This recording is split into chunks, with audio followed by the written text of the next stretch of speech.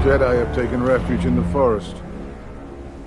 Hunt them down. Hello everyone, and welcome back to the channel. Spoiler alert. In addition to bringing back well-known characters and plots, Ahsoka Season 1 revitalized the Star Wars brand ahead of subsequent films. Fans were overjoyed to see Ahsoka Tano return for a spin-off series because she had grown to become one of the most beloved Star Wars characters, especially one that would expand on the animated TV shows. Even with its recognizable aspects, Ahsoka had a number of unique concepts that might be developed in Ahsoka Season 2 or the next Star Wars film. With the expanded settings that Season 1 offered, screenwriters and directors had more creative license to create brand new Star Wars experiences. Additionally, Ahsoka provided resolution to certain aspects of the animated TV series, enabling Star Wars to progress into new territory. 10 facets of Ahsoka offer the Star Wars story a bright future and cleared the path for the next installment. Ahsoka introduced Star Wars to a new galaxy, a whole new universe for the upcoming Star Wars narratives. Ahsoka Tano is holding the new galaxy in Star Wars. The setting of Star Wars has always been a long time ago in a galaxy far, far away, but because of Ahsoka, this may now be applied to multiple galaxies. Despite its vastness, the Star Wars galaxy has a well-established history, and a significant portion of its land is disputed by both governments and private citizens. However, aside from Peridea and the Night Sisters, nothing is known about this new galaxy. This galaxy may have a new history thanks to Star Wars, which would introduce new people, places, and conflicts. Ahsoka made a hint about the old history of the Star Wars galaxy, starting with the early interstellar explorers and ending with the ancient Force users. Morgan Elsbeth and Baylan Skoll studied the map to Thrawn and Ahsoka. Ahsoka, nevertheless, also permits the series to carry on delving further into the Star Wars galaxy's past. If the Night Sisters originated in a different galaxy, then maybe other species followed suit and departed from the Star Wars galaxy. Considering that James Mangold's Dawn of the Jedi will center on the founding of the ancient Jedi Order, this would be a great opportunity to connect the dots. Sabine shows that anyone can use Force. With enough practice and patience, anyone can learn to access the Force. Sabine would never have been eligible to become a Jedi because she was not naturally gifted, but her account in Ahsoka shows that anybody can learn to use the Force. Though it represents significant changes for the Jedi and the entire galaxy, this is a significant departure from the way the Force is typically portrayed in the Star Wars films and television series. Rey might help bring in a new generation of Force users throughout the galaxy by training unconventional candidates for her new Jedi Order. The Mandalorian movie is set up by the return of Grand Admiral Thrawn. To halt Thrawn's assault, the Mandoverse heroes will unite. Grand Admiral Thrawn was set up by Ahsoka to be the primary opponent in Dave Filoni's The Mandalorian Star Wars, which would act as the grand conclusion to the Mandoverse TV series. With Thrawn's return, the protagonists of the live-action Star Wars series will team up to defeat the Imperial Remnant, setting up a dramatic journey and fitting handover between the Empire and the First Order. To recognize the book that gave rise to the current Star Wars expanded universe, Timothy Zahn's Star Wars, Heir to the Empire, will also be adapted into a canon in the Mandalorian film. Ahsoka came back to the vision of George Lucas. Dave Filoni has a great deal of respect for Lucas' aesthetic and perspectives on the Star Wars world. George Lucas, Ahsoka Tano, and Dave Filoni. Ahsoka restored George Lucas' vision while also paving the way for a new chapter in the Star Wars saga. Characters from the prequels and Star Wars, the Clone Wars return in the narrative, which is written and directed by Dave Filoni in a style that frequently reflects that of Lucas. Nevertheless, Ahsoka took novel approaches and surprising turns, which Lucas would have appreciated. Ahsoka unites the live-action and animated Star Wars television series. The program incorporates characters from Rebels and the Clone Wars while expanding upon The Mandalorian. Ahsoka was frequently a direct adaptation of Star Wars Rebels and the Clone Wars, although the previous live-action Star Wars TV episodes brought back characters from the animation series. The World Between Worlds section incorporated sequences from the Clone Wars, while the series continued where Rebels left off, recreating the epilogue on Lothal. This unites the greatest elements of both live-action and animated projects into a single, cohesive TV universe, resulting in something fresh. The story of the World Between Worlds is endless. It is possible for characters to go back in time or investigate different scenarios. Ahsoka discovered that the World Between Worlds worlds remained accessible, meaning that its boundless possibilities may be explored in future Star Wars narratives. Characters were able to travel to different times in Rebel Season 4, and Anakin made use of this ability to reconstruct the past and consider other scenarios. Other users of the Force can keep researching potential applications for the world between worlds. Star Wars villains now have a new standard thanks to Baylan. Skoll. The quality is raised by Ray Stevenson's outstanding performance and the masterful character development of Baylan. Because of the excellent character development and the remarkable performance of the late Ray Stevenson, Baylan Skoll is the epitome of a perfect Star Wars villain. By rejecting the conventional Sith/Imperial archetype, Baylan developed into a sophisticated and multifaceted antagonist who saw himself as the protagonist and posed unique challenges to each of the characters. Though legendary villains from Star Wars are well known, Baylan sets a higher standard for authors crafting fresh, enduring foes. The stakes for the Star Wars universe were raised by the World of Dreams, a malevolent force that even terrified Thrawn and the Night Sisters summoned Baylan. The stakes in Star Wars have never been higher, with a shadowy, mysterious force beckoning Baylan to Prydia. Statues depicting the Force gods of Mortis were found by Baylan, suggesting that he had truly come across a power beyond your wildest dreams. There's no knowing what Baylan may use this power for. It's so strong that even Thrawn and the Great Mothers ran from it. As previously stated, Baylan is willing to destroy in order to create, implying that he thinks his acts would alter the Star Wars universe and that he wants to put an end to the galaxy's cycle of conflict. Ahsoka provided more resolution to Anakin's tale comes to an end, and a new one begins. Anakin Skywalker, played by Hayden Christensen in Ahsoka Return of the Jedi, had his character arc wrapped up in Ahsoka, but Ahsoka provided more closure to his saga. Anakin never got the chance to make apologies to many of the people he wronged throughout his lifetime, but in death, he and Ahsoka reconciled, marking a fitting finish to their apprenticeship. Now that Anakin's journey is concluded, Star Wars can advance and expand upon the foundation laid in Ahsoka.